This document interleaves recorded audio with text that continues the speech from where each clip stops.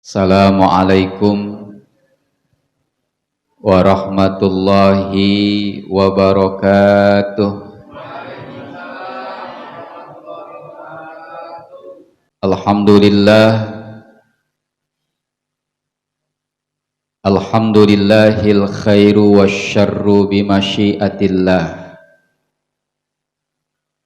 Ashhadu an la ilaha illallah wahdahu la syarikalah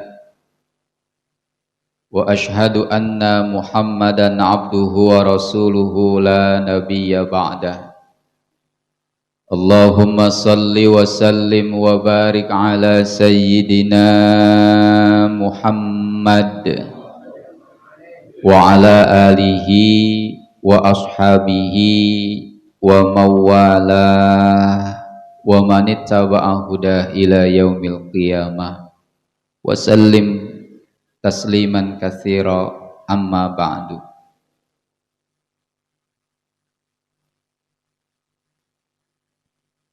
Rabbi a'udzu bika min hamazatis syayatin wa a'udzu bika rabbi ayyahdurun. Rabbi shrah li sadri wa yassir li amri wahlul 'uqdatam min lisani yafqahu qawli waj'al li waziran min ahli walhamdulillahi rabbil alamin.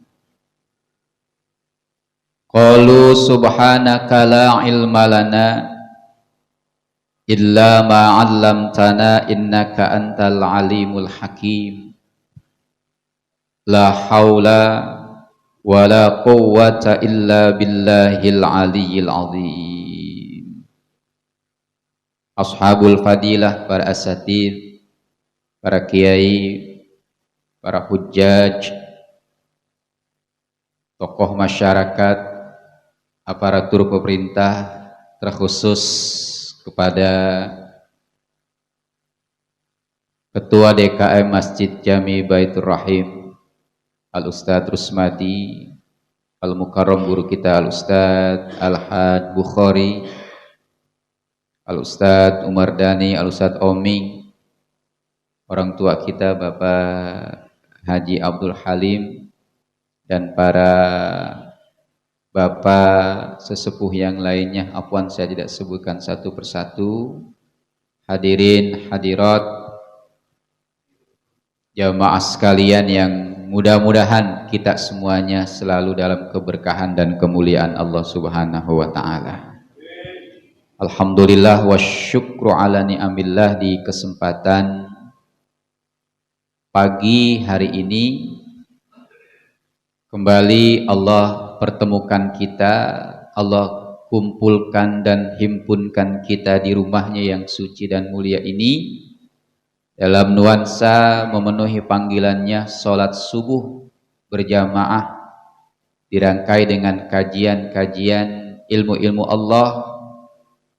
Mudah-mudahan kumpulnya kita, hadirnya kita menjadi wasilah suatu saat nanti kembali kita akan dikumpulkan, dihimpun oleh Allah di dalam surganya nanti. Amin ya Allah ya Rabbal Alamin.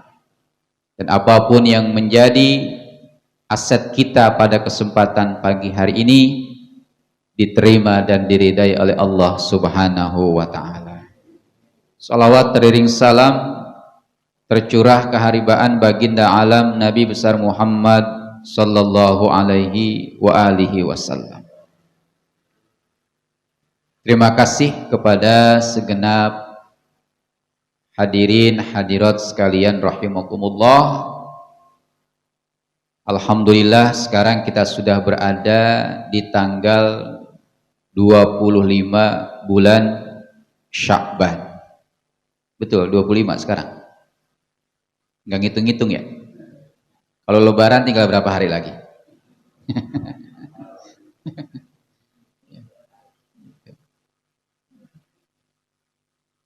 5 hari ke depan insya Allah menurut kalender waktu, yakni pada hari Sabtu, malam Sabtunya kita sudah melaksanakan sholat tarawih. Insya Allah hari Sabtunya kita sudah berpuasa. Mudah-mudahan Allah sehatkan lahir batin kita, Allah panjangkan dan berkahkan umur kita, Allah mudahkan dan berkahkan dan luaskan rizki dan usaha kita, dan mudah-mudahan kita bisa memaksimalkan ibadah di bulan suci Ramadan. Amin ya Allah ya Rabbal Alamin.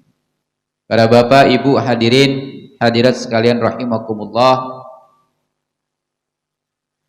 berbicara masalah puasa, ini adalah merupakan keistimewaan yang Allah berikan hanya kepada umat Nabi besar Muhammad sallallahu alaihi wasallam, yang belum pernah dan tidak akan pernah Allah berikan kepada umat-umat selain kepada umat Rasulullah. Kenapa? Karena keutamaan dan keistimewaan yang diberikan kepada umat Nabi Muhammad melalui ibadah puasa ini melebihi daripada apa yang Allah berikan kepada umat-umat terdahulu. Baik durasi waktu berpuasa, raihan amal ibadah yang dicapai di bulan suci Ramadan, ini tidak seperti halnya yang dicapai oleh mereka-mereka umat terdahulu. Sebab apa? Inilah yang menjadi keutamaan dan keistimewaan yang Allah berikan kepada umat Nabi Muhammad, yakni dengan turunnya bulan suci Ramadan. Oleh karena itu, karena ini merupakan keistimewaan dan kekhususan bagi umat Nabi Muhammad, kita selaku umatnya harus menyambut Ramadan dengan penuh sukacita. Saya mau tanya sama bapak ibu, datang Ramadan girang apa susah? Senang apa merasa terbebani? Alhamdulillah, mudah-mudahan Allah golongkan kita sebagai golongan hamba-hambanya yang beriman. Di saat meraih, di saat menerima kewajiban dan apapun perintah yang diinstruksikan oleh Allah secara langsung ataupun tidak, ini kita terima dan kita tanggapi dan kita hadapi dengan penuh sukacita dan kegembiraan. Sebab ada mereka-mereka di sana ngaku umat Nabi Muhammad, ketika datang perintah Allah, jangankan puasa, nih bangun sholat subuh aja, ada yang gak suka dengar suara azan, bahkan kepengen suara azan dikecilin. Itu baru azan doang, ya. Apaan Pak? PA. Allahu Akbar. Ya, sementara banyak orang-orang yang tidak suka dengan apa? Dengan kewajiban yang Allah instruksikan langsung kepada kita. Jangankan puasa, apa itu sholat, apa itu ibadah-ibadah yang lainnya, mereka banyak yang tidak suka. Kemarin Pak, ada orang merasa rugi, merasa menyesal dengan datangnya bulan suci Ramadan, sehingga dia berkata apa? Deh. Apa bahasa deh itu? Besok udah puasa, ya udah kagak bisa ngerokok, udah kagak bisa makan siang, udah nggak bisa ngupi. Seharusnya kita selaku umat Nabi Muhammad merasa bersukacita dan bergembira dengan datangnya bulan suci Ramadan. Kenapa demikian? Minimal dengan adanya Ramadan, aktivitas maksiat kita, naudzubillah, bukan kita, mudah-mudahan, aktivitas maksiat yang tak sengaja dilakukan oleh hamba Allah terkurangi dengan adanya kebiasaan dan aktivitas berpuasa. Amin ya Allah ya Rabbal. Kesempatan melakukan maksiat ini benar-benar diminimalisir dengan kegiatan dan aktivitas puasa. Alhamdulillah. Secara otomatis maka ibadah kita, aset pahala dan kebajikan kita semakin meningkat dan semakin dilipat gandakan oleh Allah Subhanahu wa ta'ala. Kita kadangkala disindir dengan kebiasaan baginda Nabi. Kenapa demikian? Rasul aja yang udah maksum. Apa maksum itu? Terjaga dari api neraka dan sudah dijanjikan masuk ke dalam surga, masih peduli, masih respon, bahkan masih berharap sangat dengan turunnya bulan suci Ramadan. Lah kita Nabi bukan, Rasul bukan, apa bukan? Ya, belum dinyatakan sebagai hamba yang maksum, terjaga dari api neraka, bahkan belum dijanjikan masuk ke dalam surga, baru harapan doang kita ini bisa masuk surga, amin. Tapi udah janjiin belum masuk surga? Belum. Ya, belum dijanjikan masuk surga, tapi baru dikasih harapan masuk surga kita semuanya, amin ya Allah ya Rabbal Alamin. Tidak seperti yang dilakukan baginda Nabi, menyambut Ramadan dengan sukacita sambil berucap marhaban, marhaban ya syahrul Ramadan, marhaban, marhaban ya syahrul qiyam, laqad ja'akum syahrun azim, telah datang kepada kalian bulan yang mulia, syahrun mubarak, bulan yang penuh dengan keberkahan, fihi hasanatun mudha'afah, di dalamnya kebaikan dilipat gandakan oleh Allah, wadzunub mustaghfarah, dosa-dosa diampunkan oleh Allah Subhanahu wa taala, wadda'awat mustajabah, dan doa-doa apapun dikumandangkan, diharapkan oleh orang beriman pada saat Ramadan, mustajabah, semuanya diijabah atau dikabul oleh Allah Subhanahu wa taala. Ini adalah peluang emas yang sangat mulia dan sangat istimewa yang hanya Allah berikan kepada umat Nabi besar Muhammad sallallahu alaihi wasallam. Bahkan dalam sebuah riwayat, Pak, Bu, Nabi sallallahu alaihi wasallam menyambut bulan suci Ramadan itu sejak 2 bulan yang lalu. Kapan nyambutnya? Ketika masuk bulan Rajab. Ketika masuk bulan Rajab aja Rasulullah udah berdoa kepada Allah. Apa doanya? Allahumma barik lana fima razaqtana wa qina adzabannar. Saya lagi nguji bae pada tidur nanti. Kan dibacain doa madang pada bangun tar. Subhanallah. Ya itu mah doa madang. Ya, doanya apa? Ketika masuk bulan Rajab yang diucapkan oleh Rasul, Allahumma barik lana fi Rajaba wa Sya'bana wa ballighna Ramadan. Ya Allah, turunkan keberkahan kepada kami dengan datangnya bulan Rajab. Ya Allah, limpahkan kepada kami keberkahan dengan masuknya bulan Sya'ban. Agar supaya apa? Keberkahan Rajab diiringi dengan keberkahan Sya'ban. Allah baligna, sampaikan harapan, tujuan, keinginan umur kita ke suatu bulan yang diidolakan oleh Rasulullah, yakni bulan suci Ramadan. Subhanallah, Rasul aja menyambutnya 2 bulan yang lalu. Lah kita udah siap belum menghadapi Ramadan? Insya Allah. Apa yang disiapin? Kemarin saya ngisi ceramah di Adikarya. Ya, di situ kan banyak tanah-tanah kapling gitu. Ya, yang biasa dipakai orang untuk digarap, menanam tanaman. Saya tanya, bapak-bapak, ibu-ibu udah siap belum menghadapi Ramadan? Mereka bilang, insya Allah siap Ustaz. Saya balik tanya lagi, apa yang sudah dipersiapkan? Timun suri.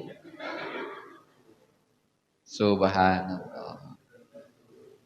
Ya, udah siap nanam timun suri.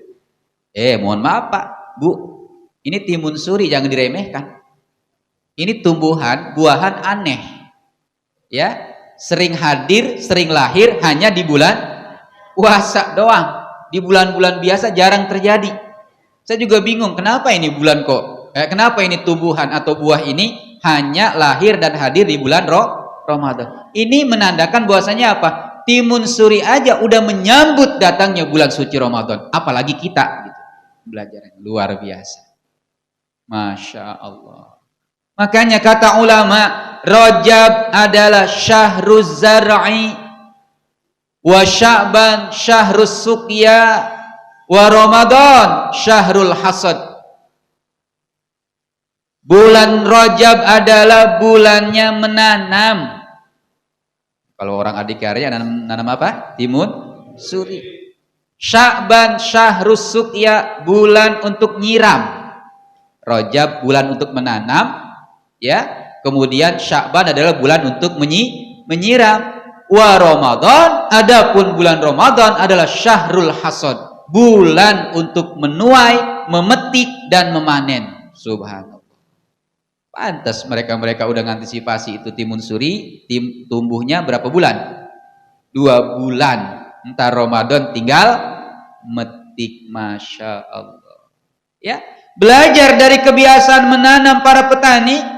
Bagaimana kita yang gak bisa menanam tumbuhan, maka biasakan mempersiapkan Ramadan dengan menanam kebaikan dan kebajikan serta ibadah, agar supaya apa? Besok Ramadan tinggal memetik dan sudah membiasakan kebiasaan yang sudah kita lakukan di 2 bulan Rajab dan Sya'ban.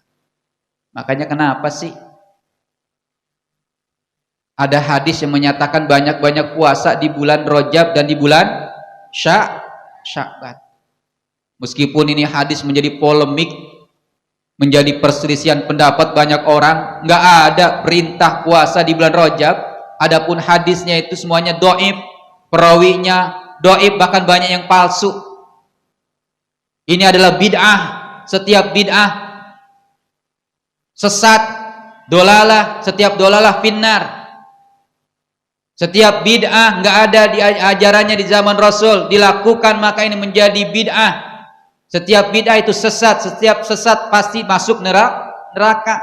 Jadi setiap orang yang melaksanakan puasa Rajab dan Sya'ban masuk neraka. Setuju nggak kira-kira? Ya Allah, terlalu picik, terlalu dangkal di dalam menyikapi permasalahan kanzul a'mal. Ya. Padahal apa? Puasa yang kita lakukan, okelah, kita nggak mempermasalahkan ini rawinya siapa, doib atau palsu atau bagaimana. Yang penting apa? Ini perbuatan baik, kanzul amalnya, keistimewaannya, keutamaannya menjadi kebiasaan dan pembiasaan nanti supaya apa? Ramadan kagak kaget lagi. Betul. Kita udah puasa di bulan Rajab, emang udah kita tanam tuh kebiasaan berpuasa. Kita siram lagi puasa di bulan Sya'ban, biasakan itu puasa, dan kita perbaiki kekurangan dari bulan Rajab. Karena dalam sebuah riwayat, tidak ada puasa yang lebih banyak dilakukan oleh baginda Nabi setelah Ramadan kecuali puasa Sya'ban. Ya. Kita perbaiki puasa di bulan Rajab yang kurang baik, kita sempurnakan dengan penyiraman di bulan Sya'ban dengan memperbaiki kualitas ibadah. Nih tanaman kita nih. Jadi nanam di bulan Rajab, kemudian kita perbaiki, kita siram, kita pupuk di bulan Sya'ban. Biar apa? Besok Ramadan tinggal memetik. Apa yang kita petik dari kebiasaan ibadah puasa di bulan Rajab dan di bulan Sya'ban atau ibadah-ibadah yang lainnya, besok nih bulan puasa udah kagak kaget lagi melaksanakan apapun ibadah. Ya. Karena Rajab dan Sya'ban udah rajin puasa, besok Ramadan puasanya kagak kaget. Betul. Karena kemarin di bulan Rajab udah biasa baca Quran, di bulan Sya'ban udah biasa baca Quran, Ramadan terus membaca Al-Quran. Biasa sodakoh, terus dia membiasakan sodakoh nanti di bulan Ramadan. Subhanallah. Ya.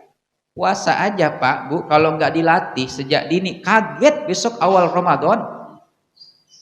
Apalagi orang pupuk. Kalau awal puasa itu bukanya dendam. Ngerti dendam? Awal puasa itu asar aja udah disiapin tuh. Puasanya segala macam rupa. Lontong sepiring, gorengan sepiring, kolak semangkok, es buah semangkok, kopi segelas, teh manis satu gelas lodong. Ya, apalagi tuh? Belum kurmanya. Ketika pas beduk langsung dia apa? Dimakan semua. Emang dendam? Puasanya puasa dendam. Bagaimana yang terjadi ketika itu? Belum lagi nasinya sepiring. Masuk semua. Subhanallah. Tapi kalau dia udah terbiasa dengan memaknai puasa dan ibadah yang lainnya, Ramadan tinggal memetik kebiasaan itu. Amin ya Allah ya Rabbal alamin. Makanya inilah puasa yang penting buat kita sekalian. Ya, karena puasa bukan hanya sekedar menahan lapar dan haus. Puasa bukan hanya sekedar bisa menuntaskan dari terbit fajar sampai tenggelam matahari. Tapi ada beberapa hal yang harus kita perhatikan. Yang inilah yang merupakan kesempurnaan ibadah puasa. Dan yang bisa menyempurnakan ibadah puasa hanya orang beriman. Mudah-mudahan sekali lagi kita berdoa, kita digolongkan sebagai hamba Allah yang beriman. Kecuali orang-orang yang beriman. Orang yang beriman inilah yang nanti akan memaksimalkan dan bisa menanam, menyiram dan memetik hasil di Ramadan. Makanya ayat yang memerintahkan puasa itu hanya terbatas kepada orang beriman. Dalam firman-Nya Allah menyatakan dalam surah Al-Baqarah 183, A'udzubillahis samii'il 'aliim minasyaitonir rajim. Bismillahirrahmanirrahim. Ya ayyuhalladzina amanu kutiba alaikumus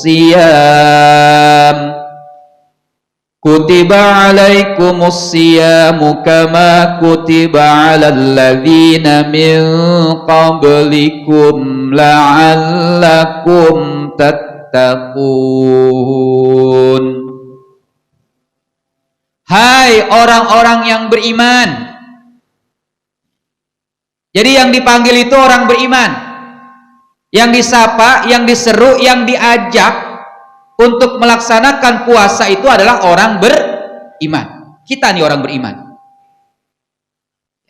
Bukan orang Islam. Orang Islam gak dipanggil.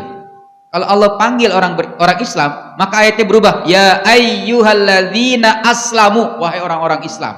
Secara khusus. Tapi orang beriman yang dipanggil. Apalagi orang kafir, apalagi orang munafik, apalagi orang musyrik, atau tidak Allah panggil puasa ini kepada segenap manusia dengan merubah redaksinya ya ayyuhan nas. Dalam Al-Quran itu ada ya ayyuhalladzina amanu, ada ya ayyuhan nas, wahai segenap manusia tanpa terkecuali. Tapi secara eksklusif, secara istimewa Allah seru, Allah panggil untuk menunaikan ibadah puasa hanya untuk orang-orang yang beriman. Ya ayyuhalladzina aman. Kenapa Pak Bu orang beriman yang diperintah? Ulama tafsir sepakat bahwasanya alasan secara umum Allah itu sangat cinta kepada orang beriman. Allah sangat cinta kepada orang beriman. Ya. Kalau kita beriman kepada Allah, Allah nanti akan cinta kepada kita. Dan kecintaan Allah, Allah nggak akan sayang-sayang. Semua yang dimiliki diberikan semua kepada orang yang beriman. Amin ya Allah ya Rabbal alamin. Subhanallah. Itu menurut mayoritas para ulama tafsir menyatakan kalau Allah cinta dan sangat cinta kepada orang beriman. Makanya sering dipanggil. Adapun alasan yang lain, saya pernah kutip di dalam kitab tafsir Safwatut Tafasir karangan Muhammad Ali As-Sabuni, ada dua alasan kenapa Allah panggil puasa itu kepada orang beriman. Yang pertama apa? Bada'a bilafdil iman. Allah memulai perintah berpuasa dengan menggunakan lafaz beriman atau orang yang beriman karena apa? Liyuharrika fihim masyairat ta'ah. Yang pertama untuk menggerakkan memotivasi orang beriman di dalam melaksanakan simbol-simbol syiar-syiar ketaatan perintah Allah. Simbol-simbol ketaatan perintah Allah banyak. Ada sholat, ada puasa, ada zakat, ada haji, ada sodakoh, ya, ada ibadah-ibadah yang lain. Itu namanya simbol-simbol syiar-syiar ketaatan perintah Allah. Digerakkan orang beriman. Di saat Allah gerakkan orang beriman, hati orang beriman langsung bangkit dan hidup untuk meraih dan merespon, bahkan melaksanakan semua perintah Allah. Orang beriman kalau dipanggil oleh Allah nyaut. Apa nyaut itu? Dia menerima panggilan Allah. Orang beriman kalau diperintah oleh Allah dia langsung respon. Dia langsung tanggap. Dia langsung terpanggil dirinya untuk meraih dan memaksimalkan perintah Allah. Kenapa? Karena orang beriman yakin di saat dia melaksanakan langsung perintah Allah itu, maka Allah akan senang, Allah akan sayang. Saat Allah senang dan sayang, maka semua kebutuhannya dicukupkan oleh Allah Subhanahu wa ta'ala. Tuh. Kan gak ubahnya kita, Bu, Pak. Kita punya anak. Ini bukan bandingannya ya. Allah bukan bandingan makhluk. Ini masih sekedar analogi kita. Agar supaya kita bisa meyakini bahwasanya di saat kita melaksanakan perintah Allah, Allah semakin senang kepada kita. Kita punya anak, kita perintah tuh anak sebuah kewajiban atau perintah. Misalkan, nak, kerjakan sholat. Apa kata si anak itu? Baik, langsung dikerjakan. Bagaimana perasaan orang tua ketika itu? Senang gak kira-kira? Senang.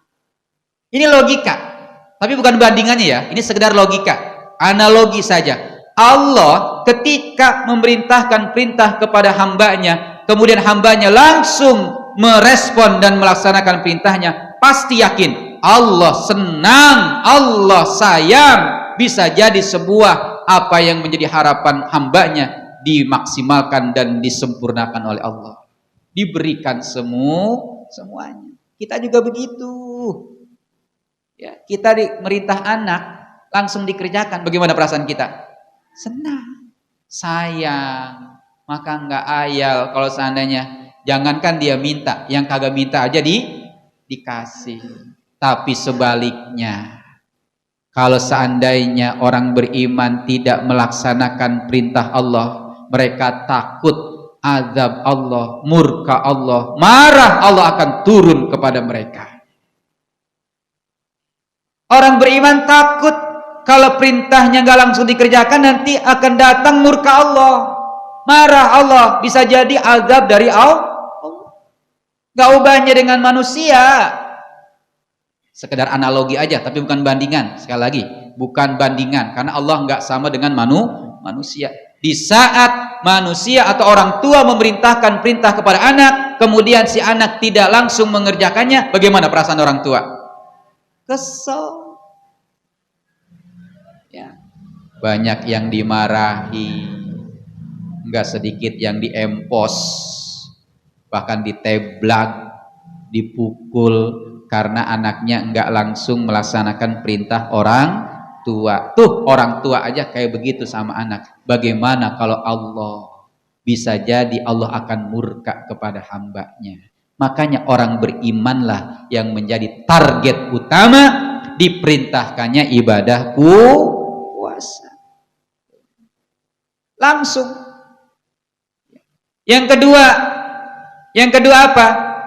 Alasan orang beriman dipanggil oleh Allah untuk melaksanakan ibadah puasa dengan firman-Nya, ya ayyuhalladzina amanu, karena liyudhkiya fihim jazwatal iman.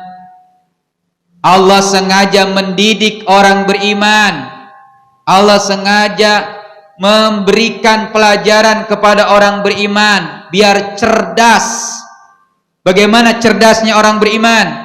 Orang beriman harus cerdas bahwasanya setiap amal ibadah dikerjakan, 1, 2, 3, 4 dan seterusnya. Semakin lama ibadah ia kerjakan, semakin panjang ketaatan ia laksanakan, semakin tinggi frekuensi apapun ketaatan perintah Allah ia tunaikan, maka tidak cenderung capek, tidak cenderung lelah. Apalagi dalam kondisi puasa alasannya lapar dan haus, ngantuk. Ya. Semakin lama kita beribadah bukan cenderung bosen, apalagi ngapokin, tapi justru Allah memberikan pendidikan kepada orang beriman. Semakin lama dia beribadah, semakin panjang dia melaksanakan ibadah kepada Allah, justru semakin ngangenin, semakin merindukan, semakin nagihin, semakin sungguh-sungguh. Orang beriman tuh begitu. Makanya besok taraweh itu nggak cukup 1, 2, 3 hari, atau tidak cukup dengan 1 pekan doang. Terus sampai akhir Ramadan. Ya, nggak ada kamus capek banget, nggak ada kamus lelah, lapar, letih. Ya Allah. Tapi semakin lama kita berpuasa, semakin lama kita melaksanakan tarawih, semakin apa? Semakin semangat. Gak kayak orang Rawadenok. Orang Rawadenok rajin tarawih cuma sepekan doang.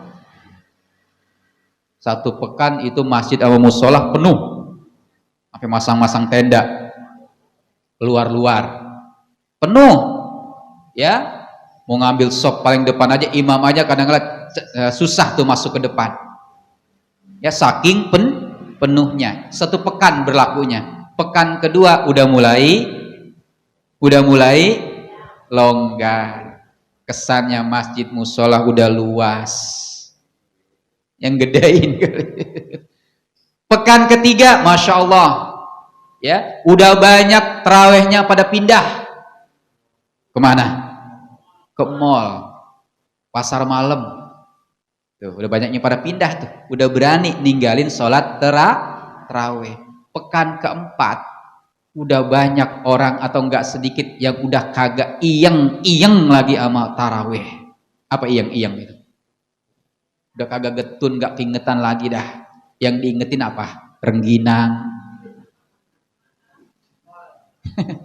nastar, ngaduk, dodol, beli pakaian, mudik dan lain sebagainya. Itu yang dipikirkan. Banyak di antara kita yang enggak konsen. Padahal baginda Nabi Shallallahu Alaihi Wasallam di saat 10 terakhir daripada bulan suci Ramadan, beliau selalu ikat kencang, ya, ikat kencang apa? Pinggangnya. Dia sing-singkan bajunya. Dia sungguh-sungguh dengan menghadapi Lailatul Qadar tanpa sedikit pun mengurangi kualitas, bahkan cenderung meningkat, karena beliau takut kehilangan momen Lailatul Qadar. Subhanallah. Sementara umatnya pada lupa, ya, mengisi 10 terakhir daripada bulan suci Ramadan. Nih, tingkatkan keimanan kita. Amin ya Allah ya Rabbal alamin. Kita ini orang beriman. Makanya kalau kita lihat lagi di ayat kedua di surah Al-Anfal, nanti bisa dibuka tuh. Apa firman Allah? Innamal mu'minuna alladzina idza dzukirallahu wajilat qulubuhum wa idza tuliyat 'alaihim ayatuhu zadathum imana. Ya. Ciri orang-orang beriman seharusnya nih, kalau kita mengacu di ayat kedua di surah Al-Anfal, orang-orang yang beriman cirinya apa? Apabila disebut nama Allah bergetar, gemetar jiwa raganya. Gemetar jiwa raganya, bergetar hatinya. Tuh, orang beriman. Kenapa dia bergetar? Takut nanti azab Allah turun. Dan dia ingin berusaha untuk meraih rahmat Allah dan kasih sayangnya. Wa idza tuliyat alaihim ayatuhu, dan yang kedua cirinya kalau dibacakan kepada mereka atau diperintahkan kepada mereka ayat-ayat Allah, perintah-perintah Allah, zadathum imana, bertambahlah iman mereka. Maka kata ulama kita ini Muhammad Ali As-Sabuni dalam tafsirnya Sofwatul Tafasir, ya liyudkiya bihim jadzwatal iman, sampai dia mendapatkan nikmat dan manisnya iman. Kalau kita berpuasa sampai menikmati dan sampai merasakan manisnya, lezatnya berpuasa. Ya, sampai menikmati lezatnya dan manisnya berpuasa. Artinya apa? Semakin lezat itu puasa, semakin nikmat itu puasa, semakin nagihin kepengen puasa lagi. Kan ada orang kapok puasa. Ya. Justru inilah yang namanya nagihin, ngerindukan, supaya membiasakan, biar setiap tahun kita melaksanakan ibadah puasa, biar setiap tahun kita bersedekah, biar setiap saat kita melaksanakan ibadah. Masya Allah, ya, begitu seterusnya, bergetar hati mereka. Ya, kita ini udah sampai kayak gitu belum? Ketika datang disebut nama Allah, hayya 'alas shalah, Allahu akbar, disebut tuh nama Allah, bergetar nggak hati kita? Ya, besok nih buktikan nih, lagi puasa, ya, di tengah sawah jam 12 siang terdengar suara Allahu akbar, bergetar nggak tuh badannya?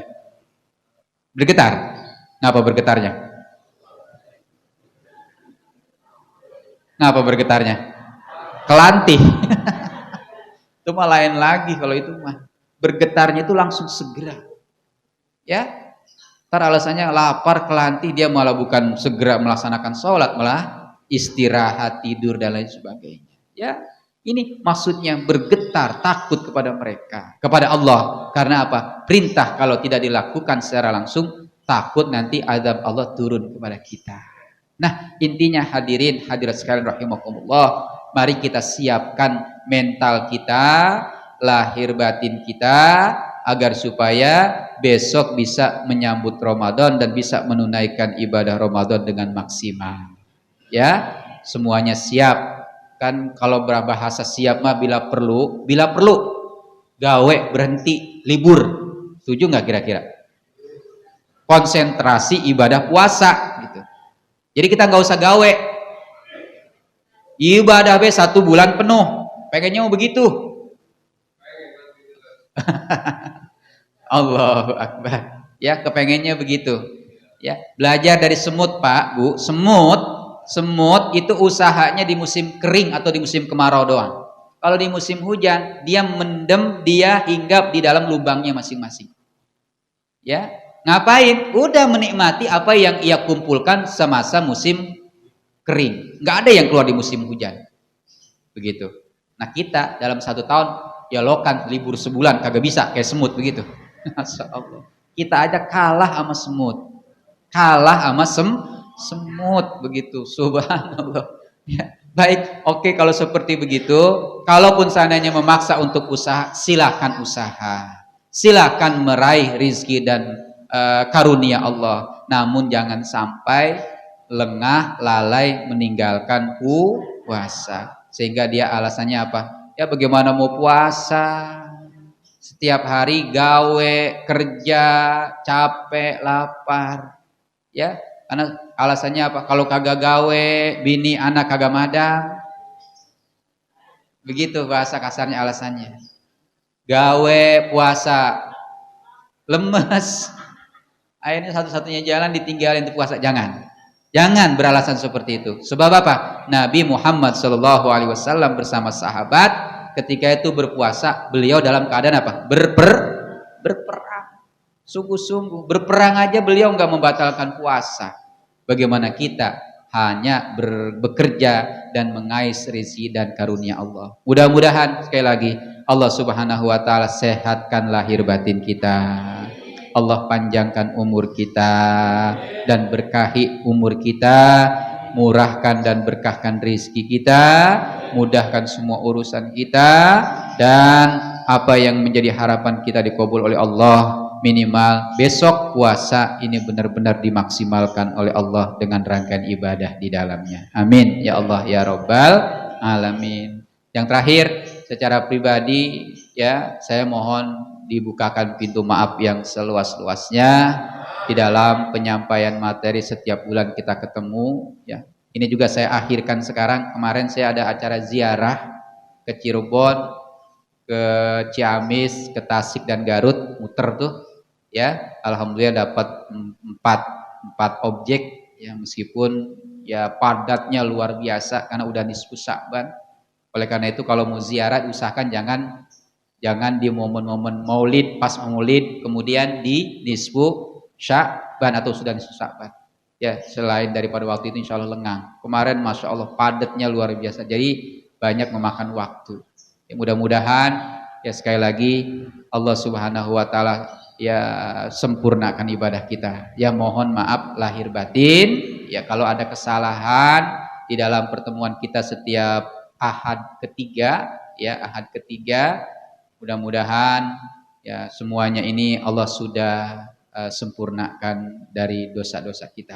Kalaupun seandainya Bapak Ibu ada kesalahan atau kealpaan, udah dari jauh-jauh hari, udah jauh-jauh kemarin saya sudah maafkan. Amin ya Allah ya Rabbal alamin. Barangkali ketika saya lagi jelasin pelajaran, bapak-bapak ibu-ibu pada ngobrol, bahkan ada yang khusyuk banget sampai ketiduran ya.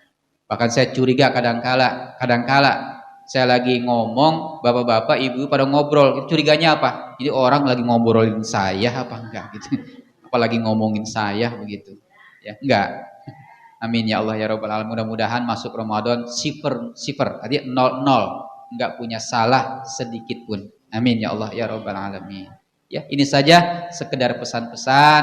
Nanti insya Allah bisa ketemu kembali dengan kajian Ramadan di kesempatan yang akan datang. Ya, Al-Fatihah. A'udzubillahi Bismillahirrahmanirrahim. Alhamdulillahirabbil alamin. Arrahmanirrahim. Maliki yaumiddin. Iyyaka na'budu wa iyyaka nasta'in. Ihdinas siratal mustaqim. Siratal ladzina an'amta 'alaihim ghairil maghdubi 'alaihim waladdallin. Amin amin ya Allah ya rabbal alamin. Selamat menunaikan ibadah puasa. Mudah-mudahan Allah terima semua ibadah kita dan Allah sempurnakan kita dan Allah golongkan kita menuju hamba-hamba Allah yang bertakwa. Usikum wa iyaya nafsi bitaqwallah. Akhirul kalam, subhanakallahumma wa bihamdika asyhadu an la ilaha illa anta astaghfiruka wa atubu ilaik. Billahi taufiq wal hidayah wal afu minkum. Assalamualaikum warahmatullahi wabarakatuh.